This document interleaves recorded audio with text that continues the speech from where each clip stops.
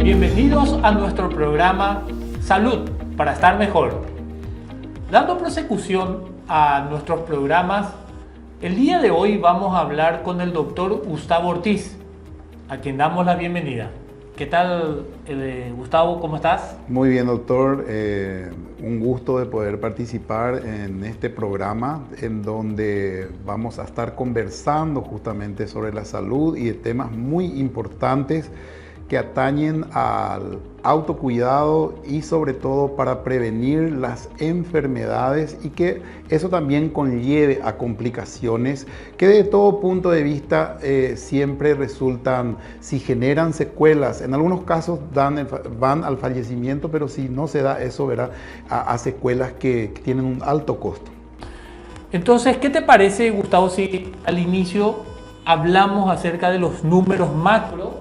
Asimismo, yo creo que es muy importante mostrar estos indicadores generales de tal manera de renovar un poco el compromiso de avanzar hacia una cobertura universal de la salud en Paraguay, ¿verdad? Centrada en las personas y con principios de equidad. Estableciendo y en el marco de un plan estratégico, justamente lo que se busca es con estas herramientas mejorar la gestión institucional, avanzar hacia la cobertura universal de los servicios de salud con énfasis en atención primaria. Y finalmente, fortalecer la gobernanza y la rectoría. Entonces, si miramos un poco algunos indicadores generales, es importante manejar la población estimada en base a los datos del INE, ¿verdad? Tenemos una población de 7.252.672. Ahí observamos un poco también el porcentaje de la población dentro de la fuerza laboral, quiénes están ocupados, quiénes son desocupados. Es importante conocer una tasa bruta de natalidad por 1.000 habitantes, que vemos que ahí es 7, de acuerdo a los mismos datos del INE.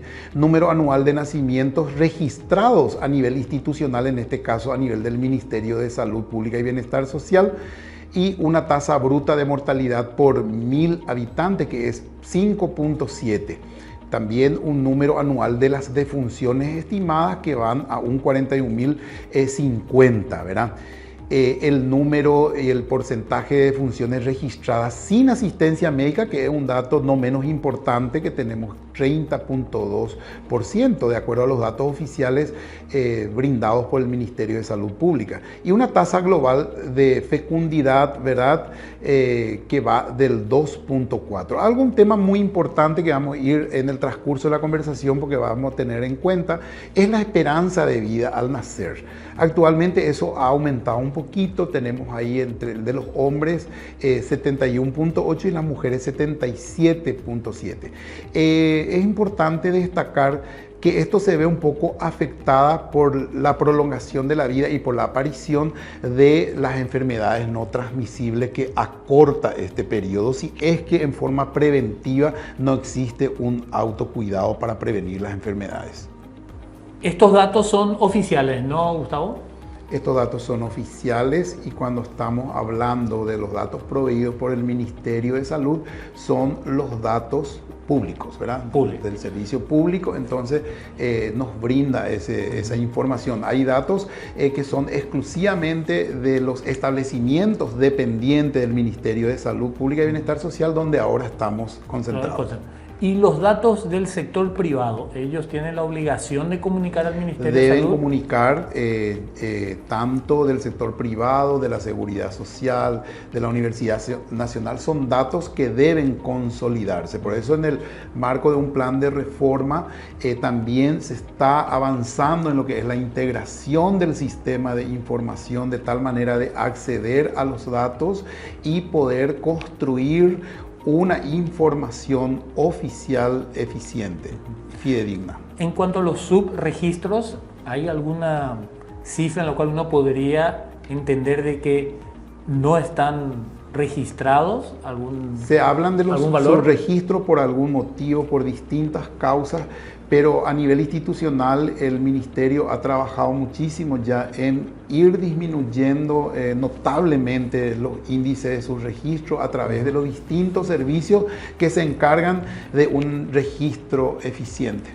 En cuanto a algunos indicadores que podríamos ver en la lámina que aparece, en cuanto a los recursos que dispone el país, ¿no? Claro, estos son indicadores muy importantes que hacen a los recursos, ¿verdad? Los servicios y la cobertura a nivel nacional, ¿verdad? Porque estamos hablando a nivel de las regiones sanitarias. Ahí sí tomamos un ejemplo, número total de establecimientos del Ministerio de Salud, estamos viendo 1.415 en base a los datos oficiales, ¿verdad? También tenemos un número de datos, ¿verdad? De establecimientos con internación del Ministerio de Salud Pública, comparado, por ejemplo, con el de IPS. También número total de establecimientos de salud con internación del mismo IPS, ¿verdad? Y después también unos indicadores muy importantes del número de camas. Número de camas y, ¿verdad? También diríamos una tasa del número de camas por 1.000 habitantes, lo que se requiere. Es importante destacar que cuando hablamos de establecimiento dependiente del Ministerio de Salud, estamos hablando de sus distintos niveles de complejidad conforme a la RIS, ¿verdad? La Red Integrada e Integrales de Servicios de Salud, ¿verdad? Que van desde de las unidades de salud de la familia, puestos de salud, centros de salud, hospitales distritales especializados y generales, ¿verdad? Entonces, en ese marco. Y así también es importante señalar de que este número de camas justamente fue aumentando tanto para los cuidados intensivos como las camas en servicios generales durante la pandemia, donde prácticamente nos obligó a asumir esa responsabilidad, ese compromiso de aumentar, porque la demanda realmente desencadenada por esta pandemia, ¿verdad? Obligó a que los servicios puedan crecer en muy poco tiempo, en todo, en lo que es equipamiento, en algunos casos hasta infraestructura, y también en la parte de camas, número de camas sobre todo, en los distintos niveles. Cuando hablamos de estos números en general, comparativamente con los otros países, ¿cómo estamos en términos poblacional y la disponibilidad, como por ejemplo el número de camas por 1.000 habitantes? Claro, comparativamente, ese es algo que naturalmente se hace un abordaje para cualquier estudio, la comparación de cómo estamos en la región, porque es muy importante analizar desde el punto de vista poblacional, que ya vimos, carga de enfermedad, factores epidemiológicos, y así también la capacidad de cada una de las regiones sanitarias de ir creciendo. Evidentemente, nosotros como país hemos iniciado desde un inicio, valga la redundancia, un proceso, ¿verdad?, en donde el crecimiento fue gradual y va creciendo, ¿verdad?, de acuerdo a la demanda. Obviamente se va a necesitar más instalar unidades de salud de la familia en algunos lugares, mejorar inclusive el equipamiento, mejorar el equipo de salud, porque los recursos humanos también no se han completado, pero también existen lugares como las unidades de cuidado intensivo donde sí mejoraron sustancialmente el número de camas, también los especialistas, ¿verdad?, que justamente, vuelvo a recalcar, durante la pandemia se dio esa situación. Entonces nos pone ahí, luchando, ¿verdad?, y comparativamente con la región. ¿Es suficiente esta cantidad de lo que en este momento dispone el Ministerio, o a tu criterio habría que aumentar más? Y tenemos que hacer un estudio, ¿verdad? De hecho existe, ¿verdad? Solamente que ya hay que implementar, y en el marco de una reforma, una redistribución eficiente, equitativa de los recursos humanos conforme a su perfil, conforme a su idoneidad, pero en forma descentralizada, ¿verdad? Que muchas veces están un poco atomizados los recursos humanos a nivel del área metropolitana, pero eso también tiene que crecer a nivel de las regiones sanitarias. Y una vez atendiendo esos indicadores regionales, mejorar el primer contacto de las unidades de salud de la familia, los servicios con camas, con infraestructura, con equipos. Obviamente tenemos que ajustar eso.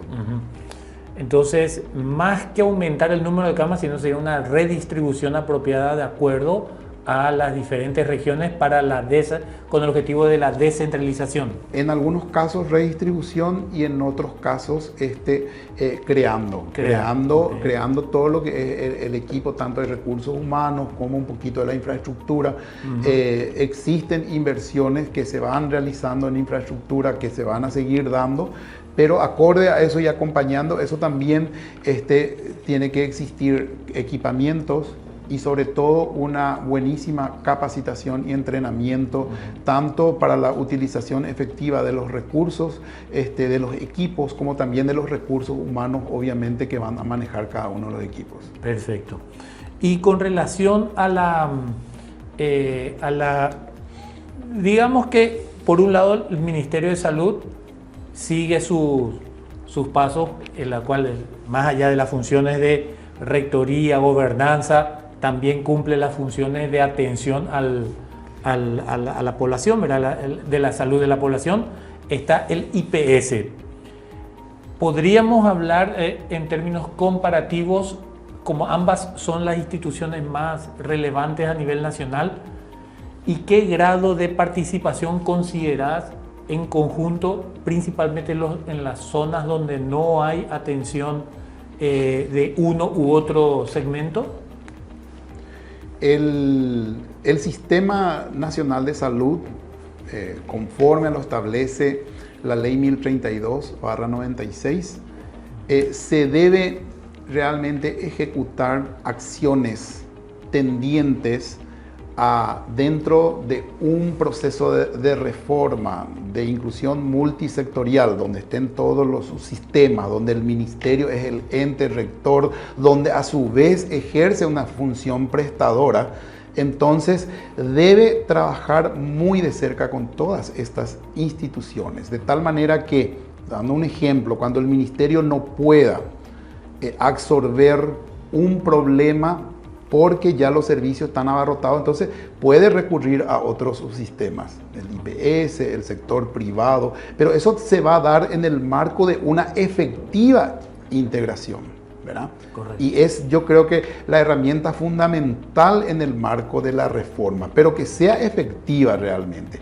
Y eso se dé en el nivel central y, por supuesto, así como establece mismo la Ley 1032/96, trabajar en forma descentralizada, ¿verdad?